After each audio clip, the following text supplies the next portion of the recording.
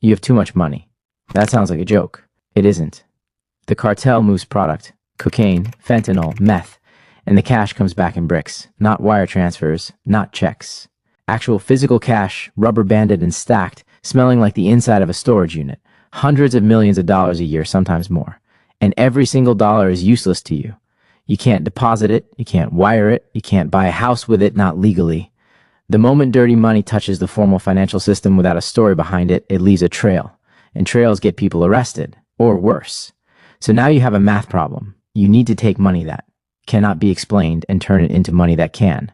That process has a name. Everyone calls it money laundering. The name comes from the old days, Al Capone running cash through laundromats to explain the income. The mechanics today are more sophisticated. The principle is identical. You need three things: placement, layering, and integration. Every laundering operation in the world runs on the same skeleton. What changes is the flesh around it. Stage 1, placement, getting the dirty cash into the system. This is the most dangerous step. This is where people get caught. You have to physically introduce cash into the financial system. The US government knows this is the choke point, so they've built walls around it. Banks are required to file a currency transaction report for any cash deposit over $10,000. That's automatic. That's federal law. So you don't deposit $10,000, you deposit $9,400, then $8,700 somewhere else, then $7,200 at a third branch. You use different people, different accounts, different days.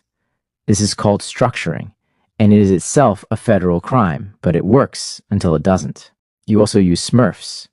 That's the actual term. Low-level couriers, often undocumented immigrants or people with clean records in desperate circumstances, who walk into banks across the city and deposit small amounts into dozens of accounts. They don't ask questions because they can't afford to ask questions. If one of them gets caught, they take the fall. You are several layers removed. There's another method. You own a cash-intensive business, a car wash, a restaurant, a nail salon, a parking lot. The business has real customers, real receipts, but you inflate the revenue. You run $40,000 a week through the books when the actual take is $15,000.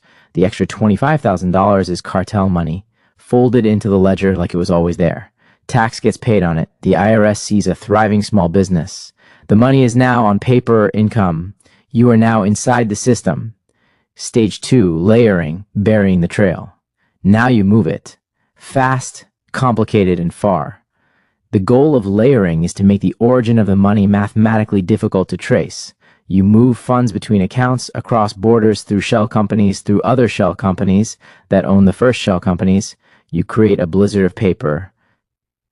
Here's how it looks in practice. The cash deposited through your restaurant chain hits a business account in Arizona. That account wires funds to a holding company registered in Delaware.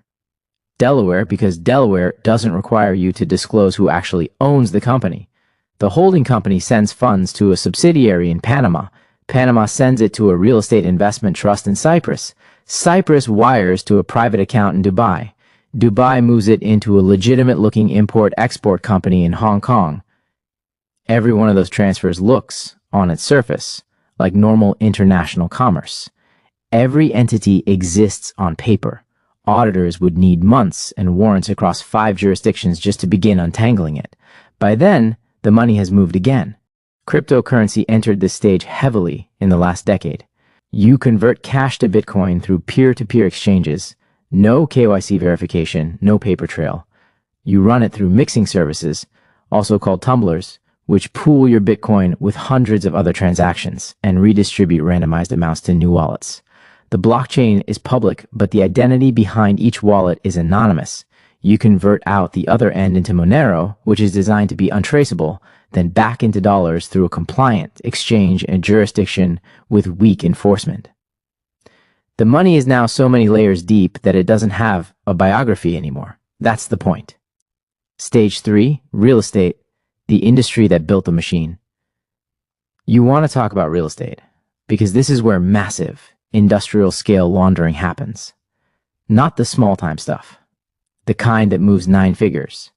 You find a property, high end preferably, a luxury condo in Miami, a commercial building in Los Angeles, a hotel in Manhattan.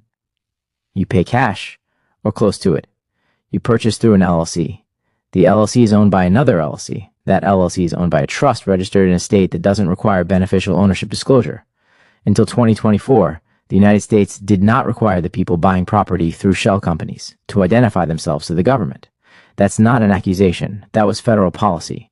Regulators knew it. The Financial Crimes Enforcement Network ran a program called geographic targeting orders that forced title insurance companies in certain high-risk markets to identify the real humans behind all cash luxury purchases. What they found, every single time they ran the program, was significant. Names connected to foreign corruption, organized crime, sanctioned individuals. The program was voluntary for years.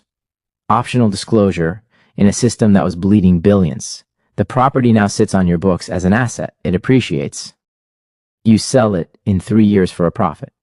That profit is capital gains income, fully documented, fully taxable, fully legitimate. You have just turned cartel cocaine into generational wealth. Stage 4, integration, when the money becomes normal. This is the finish line. Integration is when the laundered money re-enters the economy so thoroughly that it's indistinguishable from legitimate capital. You're not hiding anything anymore. You're spending it in plain sight. You buy art. The global art market moves roughly $65 billion a year and has almost no federal anti-money laundering requirements in the United States. A painting can be purchased anonymously, stored in a free port, a tax-exempt, regulation-light warehouse in Geneva or Singapore, and sold years later for a profit. The buyer and seller can both remain unknown.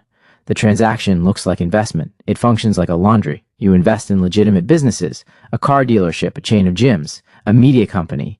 You become a legitimate businessman. Your children grow up in good school districts.